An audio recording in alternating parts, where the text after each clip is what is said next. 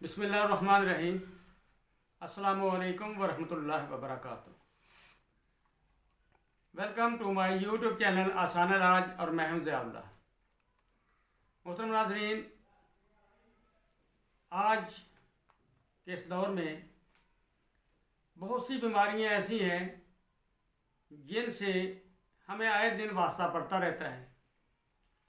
ان تکالیف میں سے ایک تکلیف چک پڑنا یا کمر درد وغیرہ ہوتی ہے۔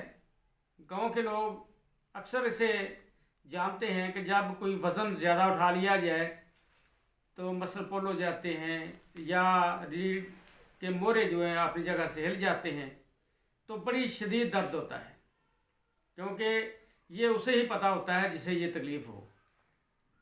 جب یہ چک پڑتی ہے تو انسان دورہ ہو جاتا ہے، سیدھا کھڑا ہونا اس کے لیے بہت مشکل ہوتا ہے۔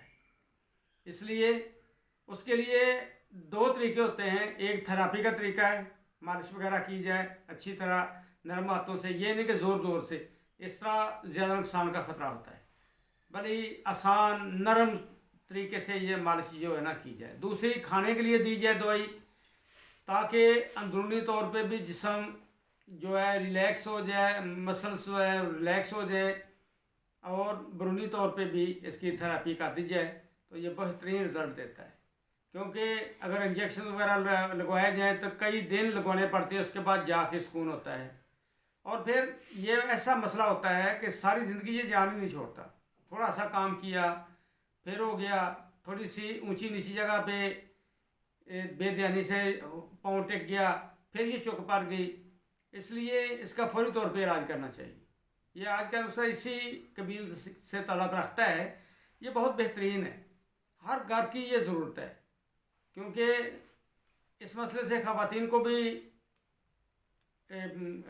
پیش آتی رہتی ہے یہ تکلیف، کیونکہ گھر میں برتن پکڑے، ادھر ادھر رکھی کوئی چیز، اس طرح گندم کے دانے وغیرہ، آٹا وغیرہ رکھنے سے بھی یہ بعض اوقات تکلیف ہو جاتی ہے۔ تو ایسا کوئی مسئلہ نہیں ہے کہ یہ ٹھیک نہ ہو، تو آپ یہ گھر میں ضرور بنا کے رکھیں، چونکہ رات کے وقت اگر تکلیف ہو، اگر گھر میں بیٹھے آرام آ جائے تو یہ سمجھ لیں کہ آپ کی تمام جو محنت ہے وہ آپ کے گھر پوری ہوگی۔ تو آئے میں آپ کو بتاتا ہوں کہ اس میں کون سی چیزیں ہیں، ان کو کس طرح بنانا ہے، کیسے وزن کرنا ہے، اس کا استعمال کا طریقہ کیا ہے۔ یہ دیکھیں، یہ زیرہ سفید ہے، یہ آپ نے 20 گرام لے لینا ہے۔ یہ سنڈ ہے، یہ بھی آپ نے 20 گرام لے لینی ہے۔ یہ نشادر ٹھیکری ہے، یہ بھی آپ نے 20 گرام لے لینا ہے۔ یہ پپلا مول ہے، یہ بھی آپ نے 20 گرام لینا ہے۔